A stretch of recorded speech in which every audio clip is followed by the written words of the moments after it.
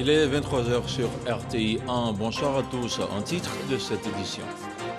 Lancée en 2016, la cinquième édition de l'initiative La Finance s'engage continue de mobiliser les dirigeants nationaux et internationaux. Ces derniers s'engagent à fournir des ressources et à soutenir la création d'un cadre destiné à favoriser l'accès au financement pour les entreprises du secteur privé ivoirien. Le ministre-gouverneur du district autonome de la vallée du Bandama vient d'être officiellement installé. Une investiture en présence de plusieurs membres du gouvernement. Jean-Claude Kwasi entend valoriser le fort potentiel de la région de Bouaké. Depuis la 23e édition de la Nuit des Ébonies a sacré Mardoché Boussou Kwasi, le journaliste de la station d'Ayamé FM, est le Super Éboni 2021. La RTI, quant à elle, a remporté plusieurs prix de la télé à la radio. Plusieurs confrères ont été primés à Yamoussoukro. Voilà pour les titres. Merci de regarder RTI 1. La 5e édition des Awards du financement a été parrainée cette année par le Premier ministre Patrick Achi. 3 institutions sur 14 sélectionnées dès le départ ont été distinguées par la CGCI, la Confédération Générale des Entreprises de Côte d'Ivoire. Une cérémonie suivie de bout en bout par Didier Nguessan. Les 3 meilleures institutions financières de la 5e édition des Awards du financement reçoivent leur distinction au cours d'un dîner gala marquant la fin de l'initiative de La Finance s'engage. Les Awards du financement sont une initiative née de la volonté de mobilisation des acteurs de l'écosystème financier pour des prises d'engagement publiques devant leurs pairs à financer les PME. Une banque n'est pas là seulement pour faire des profits. Une banque est là aussi pour faire et pour avoir un impact sur les sociétés dans lesquelles nous sommes. Et le sujet du financement des femmes est un sujet qui existe depuis plusieurs années, mais ce n'est pas pour cette raison que nous ne devons pas essayer des solutions nouvelles. Donc nous avons mené une réflexion pendant plusieurs mois et nous sommes aujourd'hui arrivés avec ce programme qui va faire partie de la solution. Nous ne pouvons pas le faire tout seul, mais nous avons besoin de plusieurs institutions qui nous suivent dans ce chemin. Pour Félix Anoblé, parrain de la 5e édition, les PME constituent la partie majeure de l'économie nationale et pour ce faire, l'un des défis est la relance de ce secteur. J'appelle cette structure de tous mes voeux pour permettre à nos PME de parler d'une seule voix, sans dire qu'ils ne doivent pas avoir le droit d'avoir plusieurs autres fêtières, mais que ces fêtières se regroupent dans un seul creuset pour avoir une voix unique qui peut accompagner les gouvernants partout où ils sont, pour parler au nom de la petite et moyenne entreprise. Également présent à cette cérémonie, le Premier ministre Patrick Achi a félicité les organisateurs pour cette initiative qui s'inscrit dans la vision du chef de l'État, celle de faire des PME de grandes entreprises. Notre cérémonie n'est pas une cérémonie comme les autres, au sens où elle met en lumière les institutions financières qui se sont illustrées à travers la réalisation de leurs engagements à soutenir le secteur privé national en finançant des petites et moyennes entreprises, en passant donc des mots aux actes concrets.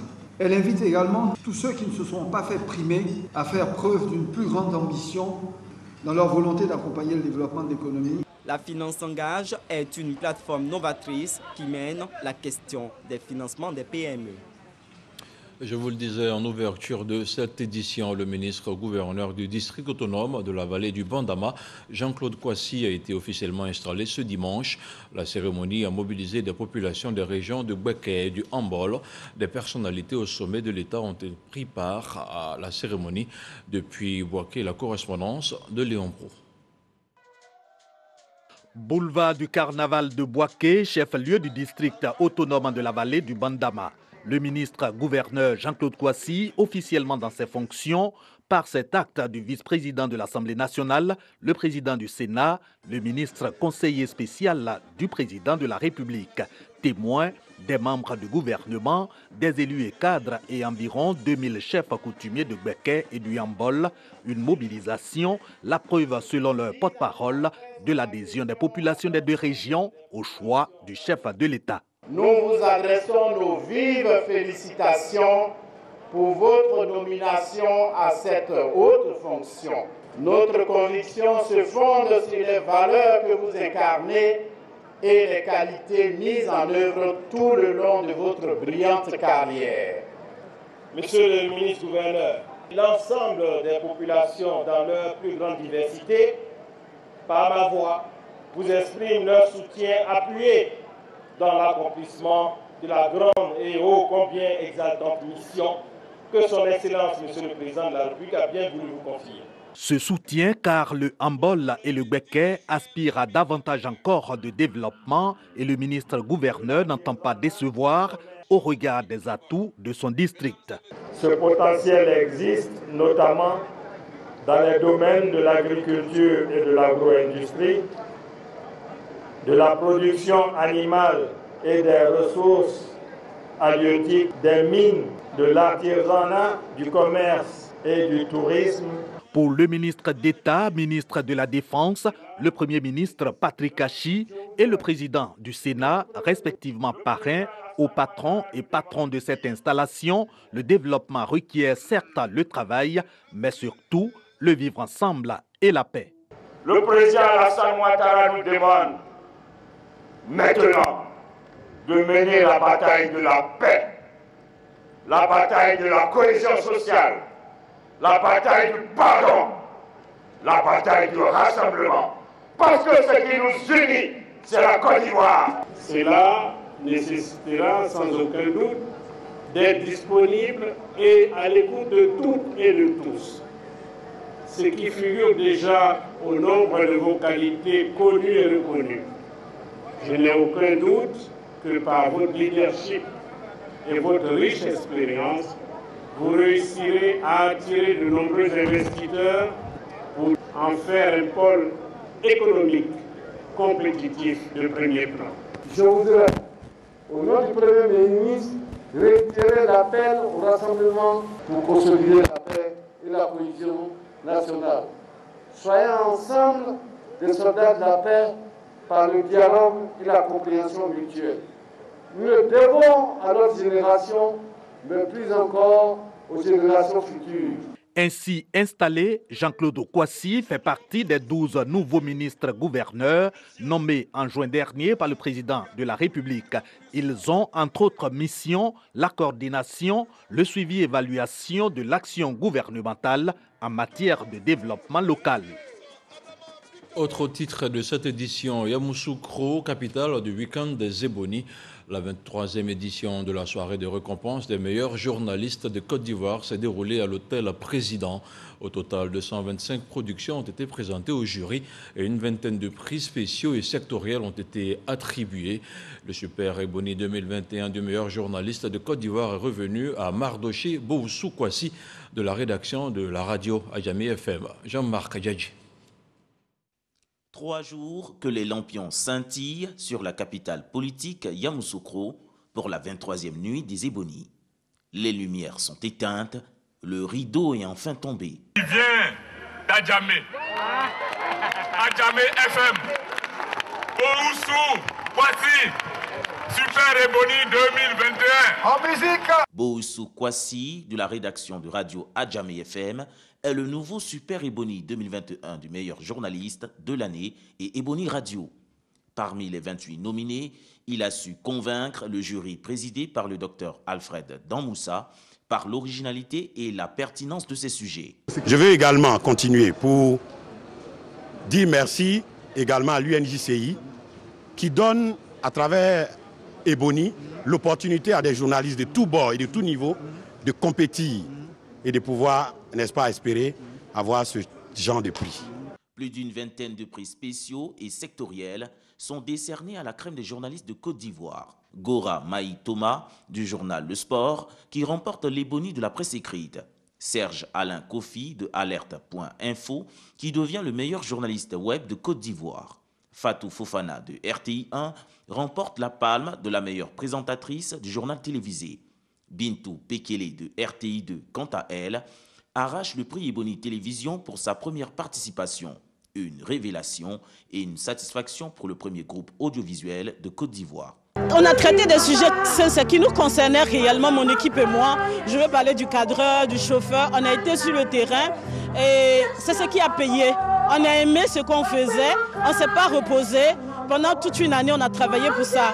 Lorsqu'on a vu la soirée des Ebonies en 2020, on était encore au travail. Je travaillais même sur un dossier et j'ai dit au monteur, l'année prochaine, je serai sur le podium. Des invités de cette 23e nuit des Ebonies n'ont pas boudé leur plaisir et retournent satisfaits. Ça motive et ça permet aux gens, ma foi, de savoir qu'on est suivi.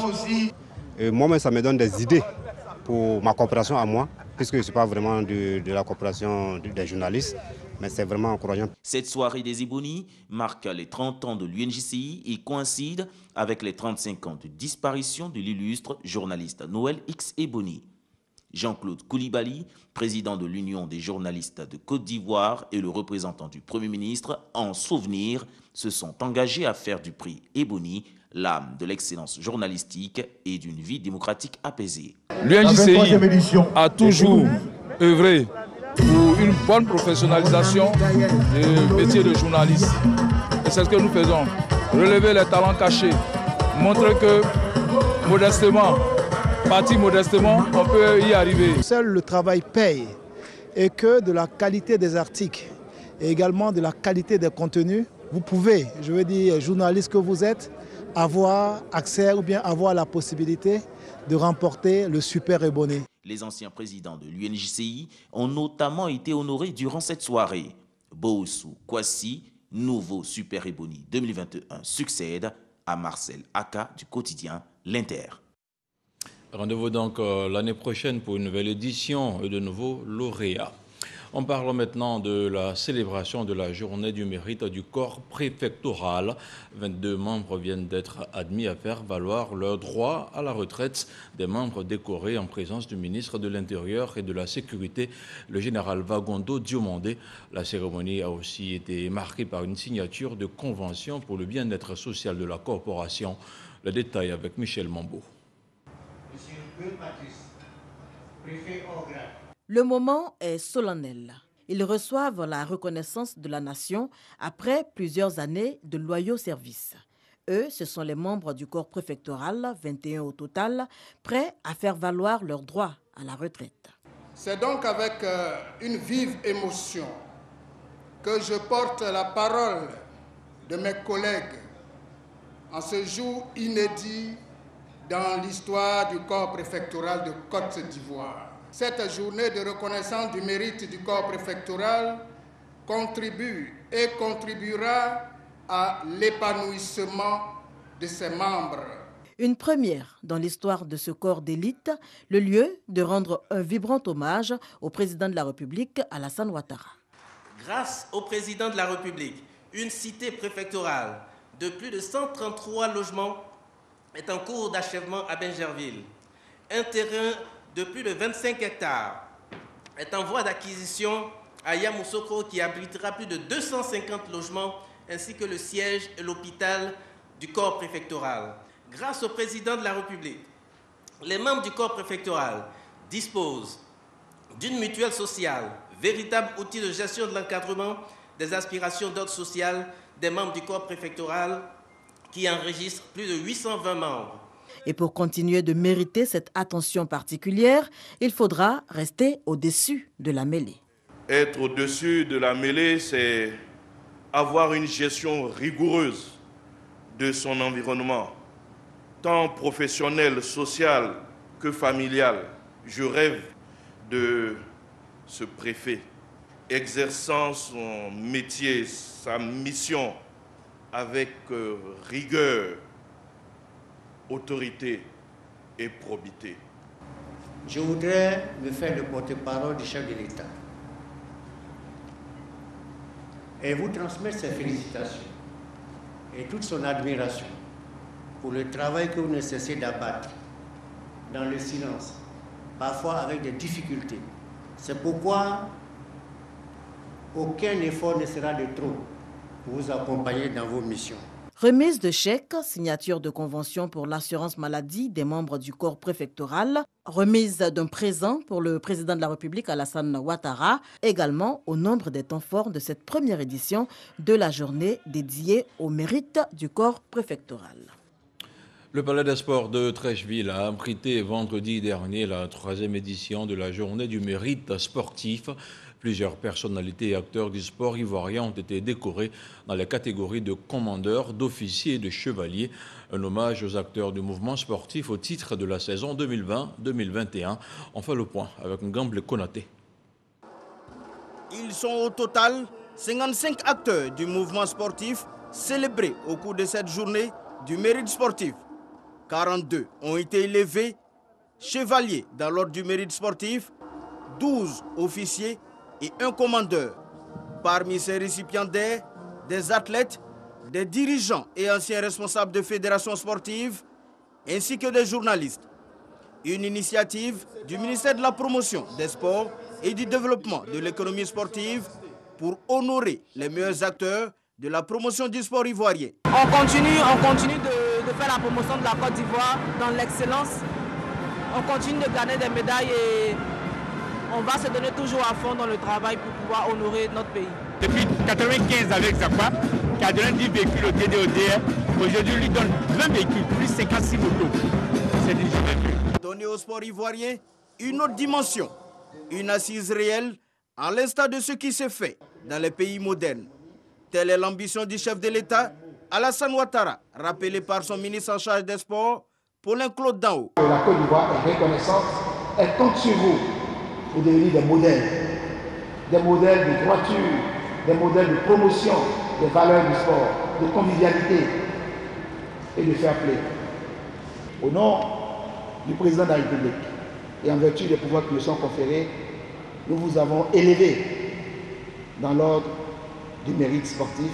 Autre moment fort de cette journée, la remise d'un chèque d'une valeur de 90 millions de francs CFA et du matériel sportif et roulant comme appui aux fédérations sportives pour une meilleure organisation et une bonne gouvernance dans les fédérations. On s'intéresse maintenant au point de la situation de la Covid-19.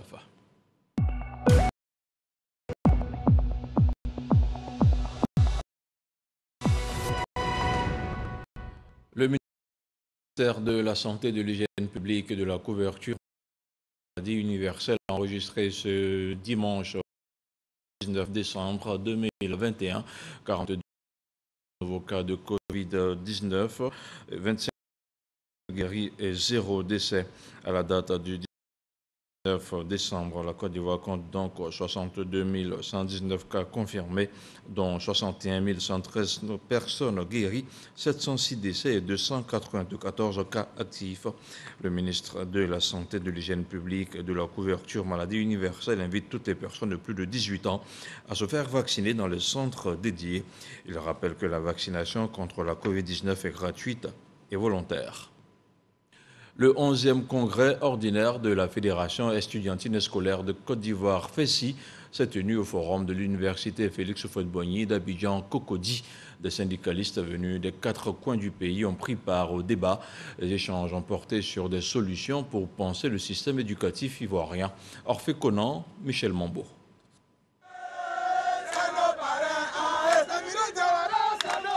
11e congrès ordinaire de la Fédération estudiantine et scolaire de Côte d'Ivoire, FESI. Les élèves et étudiants, membres de ce syndicat, se sont mobilisés autour du thème « Quel apport de la FESI dans la gestion d'une école ivoirienne en déliquescence et face aux défis de l'employabilité ». Le secrétaire national, en se basant sur ces statuts de règlement intérieur-là, mène le combat des élèves et des étudiants, c'est-à-dire redonner l'image de l'école ivoirienne et redonner aussi l'image de notre structure. Nous sommes ici pour appuyer nos jeunes, pour les encadrer, pour les encourager, et puis pour leur expliquer qu'une organisation comme la FESI, qui existe depuis plus de 30 ans, doit faire preuve de maturité, de discernement. La FESI a gagné en maturité. Donc nous les encourageons, nous les félicitons. Et nous pensons que cette organisation doit continuer de marquer l'histoire de la Côte d'Ivoire. Parrain de la cérémonie, le ministre de l'Enseignement supérieur et de la Recherche scientifique, Adama Diawara, a invité les étudiants à s'éloigner de la violence. Il s'est également prononcé sur les initiatives du gouvernement pour l'amélioration du système d'encadrement. On peut revendiquer, mais avec la méthode. Il faut que la FESI soit porteuse des valeurs de tolérance et de dialogue. Réalise dans ses revendications parce que l'État seul ne peut pas tout faire. Il ne faut pas que la FESI soit uniquement une force de contestation, il faut qu'elle soit une force aussi de proposition. Je dis bravo à la FESI, il faut qu'elle continue sur cette voie. Ce congrès a également été marqué par l'élection du secrétaire général de la FESI.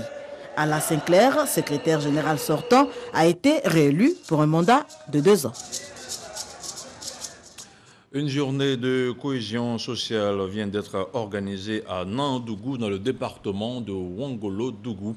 Il s'agissait pour les organisateurs de sensibiliser les populations sur le bien fondé du vivre ensemble, une condition indispensable pour le développement, nous rapporte Kader Sogodogo. Journée de la cohésion sociale à Mandougou, dans le département de Ouangolo-Dougou. Ce village de la sous-préfecture de Kawara veut aller de l'avant. Au cours de cette journée, le parrain Trissa Traoré, député de Ouangolo-Dougou, a exhorté les populations à œuvrer pour la consolidation de la paix et de la sécurité. Au menu des échanges, le renforcement du vivre ensemble, la solidarité et la promotion de l'unité nationale, condition indispensable pour le développement économique national. Tournez le dos aux vendeurs d'illusions qui viendraient vous faire miroiter le paradis au nom d'une quelconque lutte religieuse. Aidons le chef de l'État, son Excellence Alassane Ouattara et le gouvernement à fermer l'accès de nos villes et villages à toutes les formes de violence. Soyons nos propres gendarmes en donnant l'information à nos autorités. La journée de la cohésion sociale à Mandougou a été l'occasion pour les populations de saluer le soutien des autorités politiques et administratives, mais également d'exprimer les préoccupations du moment liées à la santé, l'éducation, la route, ainsi qu'à de nombreuses autres infrastructures. La population de Mandougou est reconnaissante envers vous et votre équipe. Et nous ne saurions terminer nos mots sans vous faire encore des doléances. Nous avons besoin d'un centre de santé, d'un bâtiment de 3 classes pour l'éducation de nos enfants et des jeux extérieurs au niveau du préscolaire, sans oublier un foyer pour la jeunesse. Profitant de sa présence à Mandougou, le député Drissa Traoré a rendu compte de l'année parlementaire à sa population. Il a ensuite profité pour faire un don de table-banc pour l'école primaire du village. Ce dimanche sur RTI 1, on a parlé de tourisme. Hamza Diaby recevait aujourd'hui le ministre Siandou Fofana. L'entretien a porté sur le tourisme ivoirien, mais également sur la présidence de la Commission Afrique du tourisme et la présidence du Conseil exécutif de l'OMT, de présidence assurée par Siandou Fofana. On regarde un extrait. C'est un travail de fond qui a permis que toutes les nations reconnaissent que la Côte d'Ivoire a fait de bons qualitatifs ces dernières années pour être véritablement cette nation reconnue par les plus grandes nations comme une nation d'envergure. Mieux encore, la stratégie dont la Côte d'Ivoire s'est dotée est une stratégie qui mobilise la communauté des bailleurs et la communauté des investisseurs privés et qui est reconnue aujourd'hui, et c'est ce qui a été à la base de notre succès. Cette pandémie est venue nous rappeler qu'il fallait que, par la stratégie, nous mettions un accent sur le développement du tourisme domestique, et c'est ce à quoi nous nous attelons. Et donc, il y a un projet qui consiste à réhabiliter nombre de sites. C'est le cas, par exemple, aujourd'hui de Awakro pour les roches qui font l'objet d'attraction au regard de leur aspect. Centre archéologique. Le centre archéologique d'Awakro. Et nous avons plusieurs sites qui sont en réhabilitation. La forêt du Banco, nous allons à partir du 22 procéder à une réouverture avec le ministre de l'Environnement pour le parcours touristique et pour bien des loisirs dans ce parc merveilleux. Autre chose à présent, Yamoussoukro vit au rythme de la 7e édition de la Semaine nationale des arts et de la culture. Ce rendez-vous culturel est une occasion pour les participants et les touristes de revisiter les danses traditionnelles issues des différentes régions de la Côte d'Ivoire. Un spectacle riche et attrayant, selon Kader Sogodogo. Cette danse s'appelle le glé. Elle est originaire de la région de la Nawa, Soubri. Tout comme elle, De nombreuses danses traditionnelles prennent part à la 7e édition de la Semaine nationale des arts et de la culture qui se tient à Yamoussoukro. L'événement est le cadre idéal pour la promotion de la culture ivoirienne. Le guédro du Tonkwi Man joue sa partition. Le Saaplo est une autre danse traditionnelle. Elle nous vient de la Marawi. Saaplo pour dire la danse de la natte pliée, un don des génies.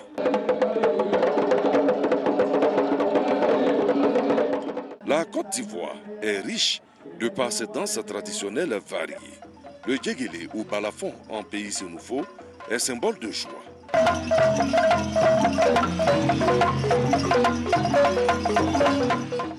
La nuit arrive, les étoiles aussi.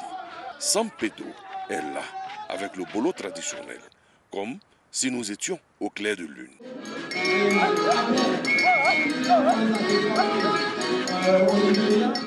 Il fait nuit.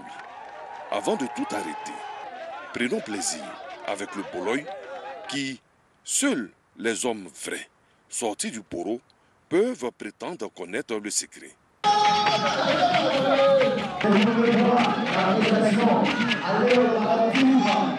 La joie et l'enthousiasme du public en disent long sur le succès de cette 7e édition de la Semaine nationale des arts et de la culture. Paris réussi pour la ministre Arlette Badou-Nguessan. Hors de la Côte d'Ivoire, ils étaient en prestation au Cabaret Sauvage de Paris. Les chanteurs Lili Djeli et Ovie Kan ont participé au concert de la réconciliation samedi dans la capitale française. Un moment de communion pour la diaspora ivoirienne, mais aussi pour plusieurs communautés africaines.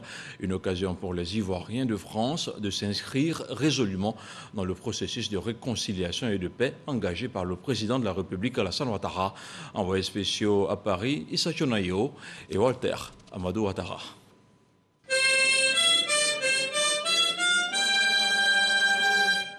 Exécution de la Bidjanaise, symbole de l'unité nationale et de cohésion. La réconciliation entre les fils et filles de la Côte d'Ivoire est en marche à Paris, en France, à travers la culture, via la musique. Tout ce que la structure EBV Musique fait, c'est pour la paix. Quand je vois le ministère qui se déplace, l'ambassade qui a fait un effort, et encore, quand je vois tout ce monde qui était là, alors je suis satisfait. Et je pense que ça m'encourage encore pour œuvrer encore dans la paix. Se mettre sur une même table et puis discuter pour quelque chose qui nous concerne tous, parce que c'est important. Nous, on estime que c'est important pour nous. La réconciliation, elle doit être partout. Il faut qu'on vide nos cœurs. Au Cabaret Sauvage, les artistes Ovie Kan et Lili Djeli chantent et font danser leurs fans parisiens.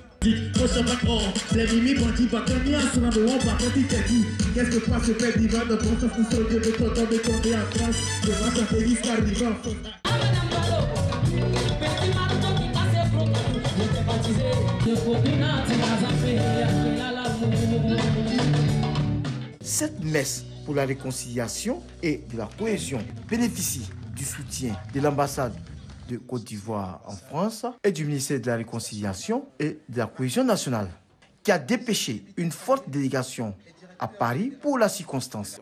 Nous sommes disponibles, disposés à travailler avec tous les Ivoiriens. D'ailleurs, nous avons des rencontres dans ce sens. La rencontre de ce soir n'avait que cet effet-là. Et nous sommes très heureux de voir qu'il n'y avait pas que la Côte d'Ivoire, c'est toute la sous-région.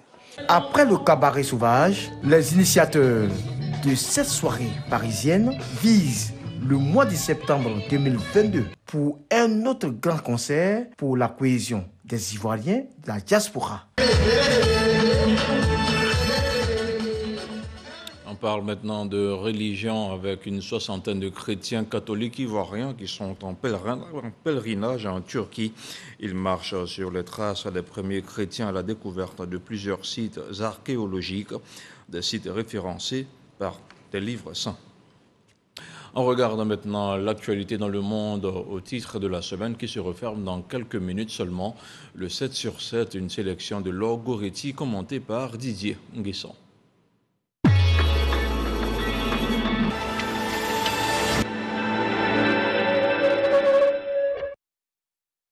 Mark Meadows, ancien chef de cabinet de Donald Trump, refuse de coopérer à l'enquête sur l'assaut du Capitole.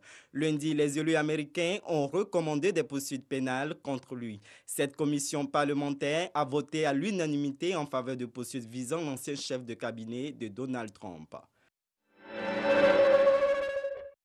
Désormais, plus un seul militaire français à Tombouctou. La dernière poignée de soldats tricolores a pris ce 14 décembre la route de Gao, une ville plus au sud du Mali où les garnisons françaises de Kidal et Tessalit ont été déjà regroupées dans le cadre d'un vaste redéploiement.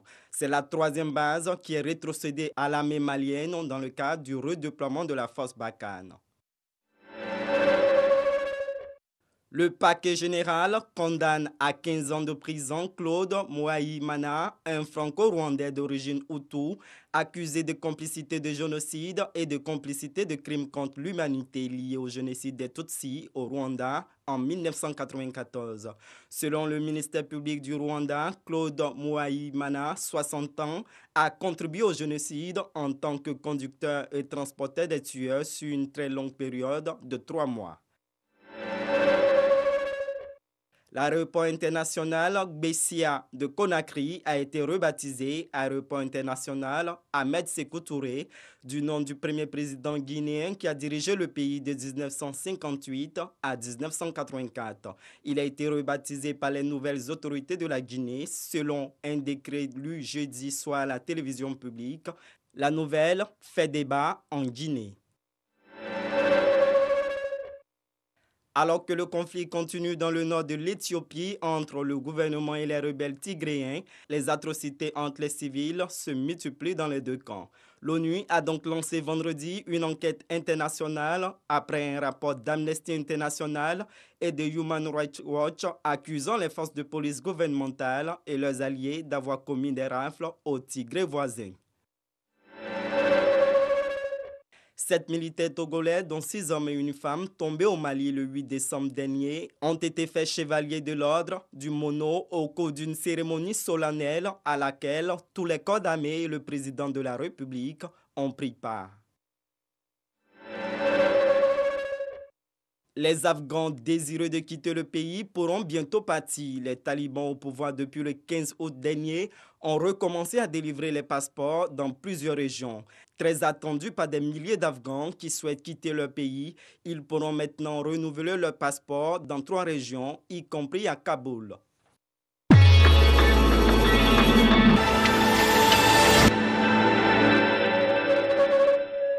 Ainsi se referme cette édition d'information. Merci de votre aimable attention. Bonsoir et que la paix soit avec vous.